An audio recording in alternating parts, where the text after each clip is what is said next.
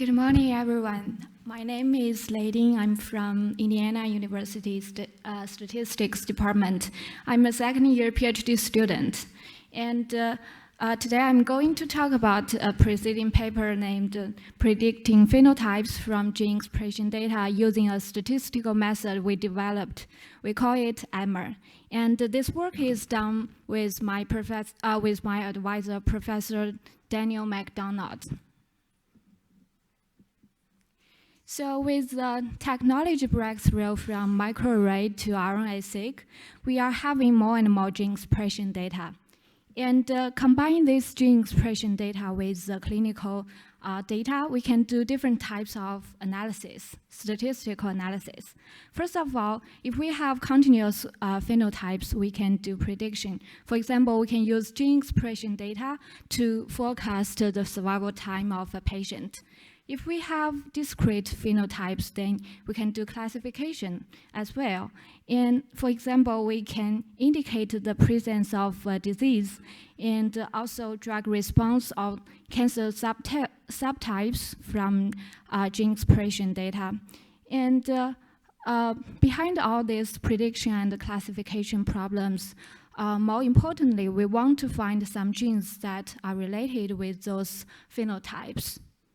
So this paper and this talk will be focused on these two parts, prediction for continuous phenotypes and also identification of important genes. To formalize this problem in a statistical sense, actually we are dealing with a high-dimensional linear regression problem right now. By linear regression, we mean we have linear regression model, y equals x beta plus epsilon. Y here is the response, the phenotype here. X is the data matrix, including all the features or all the gene expression data. And beta is the coefficient that we want to estimate. By high dimensional, we mean the number of features is far larger than the number of patients, which is the case in clinical data.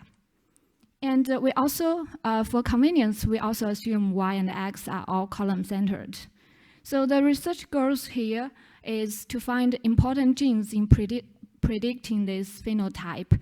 That means we want sum of the beta to be exactly 0. And second is we want to estimate those non-zero coefficients. Finally, we want to predict the response Y precisely. It is obvious that here the challenge is the high-dimensional part. Because of the curse of dimensionality, it is really hard to do the feature selection and the prediction in the high-dimensional case. In order to solve this difficult problem, researchers have developed many related methods. The first class is supervised method, including rich regression, lasso, univariate feature selection. And we know that rich regression doesn't give us feature selection. And for lasso and univariate feature selection, they do feature selection, but they don't consider the group structure behind all the genes, which we think is really important because we believe groups of genes are working together to decide a phenotype. The second class is unsupervised method, for example, principal component analysis, or PCA for short. And principal component analysis can extract information from the genes to form some principal components. And those principal components are exactly presenting some groups of genes, so that's useful. However, it doesn't use information in the phenotype. Next is we combine the advantage of supervised method and unsupervised method. So that's there are some semi-supervised method researchers have created. For example, principal component regression, or PCR, supervised principal components, SPC, or the EMER here we create, and of course some other methods. Since our method EMER is similar to SPC and PCR in the structure, so we mainly focus on these three methods here. To give you a brief introduction to the PCR, we first decompose the original data matrix X directly, or equivalently, we can decompose the covariance matrix X transform X to get the principal components. Next step is we regress Y, the response on the first D principal components, and get the coefficient estimates for all those first D principal components. Then finally, we can transform back to the span of the original X and get all the coefficient estimates for the features. Since we are going to compare PCR, SPC, and our method EMER, here the gray block denotes some difference, and the blue ones are the same steps. Now, if we see X has a column concatenating of two submetrics, XA and XA complement, then the covariance matrix X transpose X will be composed of these four blocks marked in red. It is important to notice here, actually, PCR is decomposing all of these four blocks in red. PCR works well in low-dimensional case. However, it doesn't work well in this high-dimensional case because it has high computational cost. It doesn't have feature selection, and the coefficient estimates are inconsistent. So to defeat all those drawbacks, Bair and his collaborators proposed this supervised principal component method. We call it SPC. In SPC, we first select a subset of the features in X to be XA, which only includes all the features that has high correlation with the response. And then we decompose the XA matrix directly, or equivalently, we decompose the XA transpose XA matrix to get the estimated principal components. And the next two steps are the same as in PCR. Now we look at these four blocks in the covariance matrix, and we can see SPC is actually decomposing only the left upper block. That's a key difference between SPC and the PCR. And by only using a subset of the features, SPC transform a high-dimensional linear regression problem into a low-dimensional linear regression problem.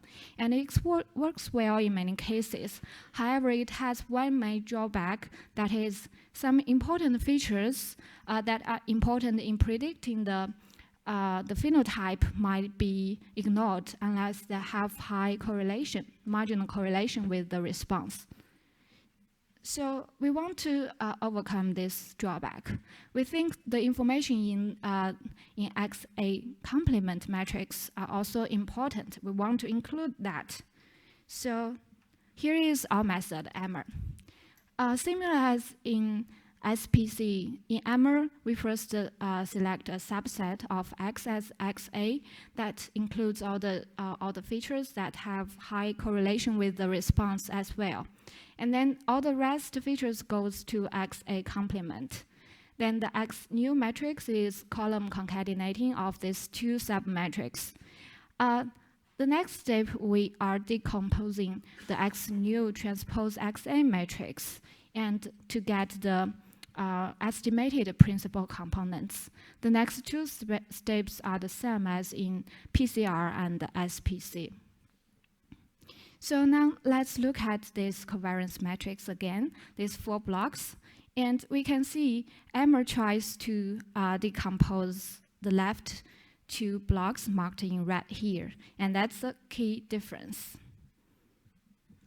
Using EMER, we claim that the computational cost is similar as in SPC, and we can further select some important features by thresholding coefficient estimates. And the prediction might be better than SPC and surely be better than PCR. In order to show the performance of our method EMER comparing with other methods, we did a series of simulations and also empirical data analysis on the cancer datasets. And due to time limit, I won't include the data generation details, but here I want to show you this graph. This is a partial simulation result. On the left, it is the estimation mean square error, meaning the difference between beta and beta hat. And on the right, it's the prediction mean square error, meaning difference between y and y hat. The orange one is SPC, EMER is in green, and the Oracle one is in red. Since this is the simulation we generated intentionally to show the performance of EMER, as you can see, EMER is actually doing well, better than SPC, and sometimes it can beat with Oracle. And here are some, we also did some empirical data analysis on 4-gene data set on DLBCL, diffuse large B-cell lymphoma, breast cancer, lung cancer, and also AML.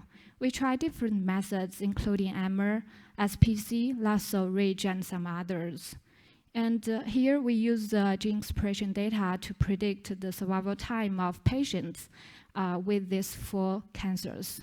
And the result is EMER does better than SPC in 3 of the data sets, and it does better than both lasso and ridge on 2 of the data sets.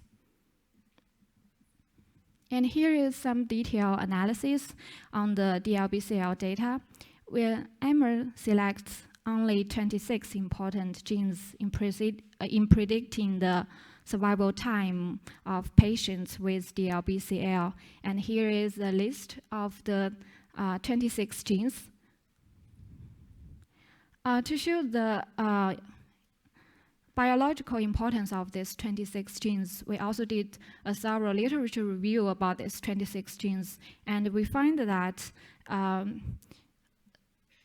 most of them are already identified, and only 4 of them are not identified to the best of our knowledge. And here are the names of the 4 genes. To summarize this paper, in this paper we create this method EMER to predict phenotype using the gene expression data.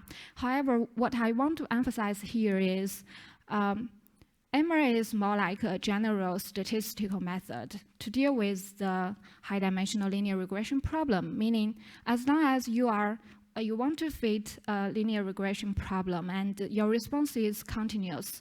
Also, you have more features than observations, then you should definitely try EMER, because we show that EMER has low computation cost and it has feature selection and also accurate prediction. We also create a R package that you can download in GitHub. And if you want to apply EMER to your data, I would be happy to talk with you later afterwards. Thank you.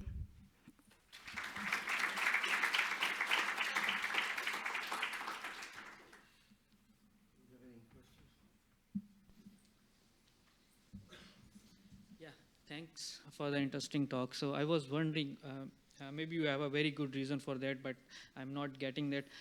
So you have used in your comparison with lasso and rigid regressions.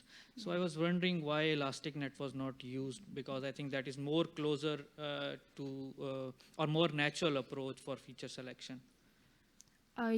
You mean what's the other choices you are mentioning? I'm saying the elastic net regularization. So you have used rigid regularization and lasso. Yes. So there is another one, the elastic net regularization. Yes, sure, there are different kinds of regularizations, but we are comparing with lasso and ridge because they are probably the most popular ones in the area, using in this area. Okay. Yeah. But of course we can do more. Yeah, thanks. Yeah, thank you.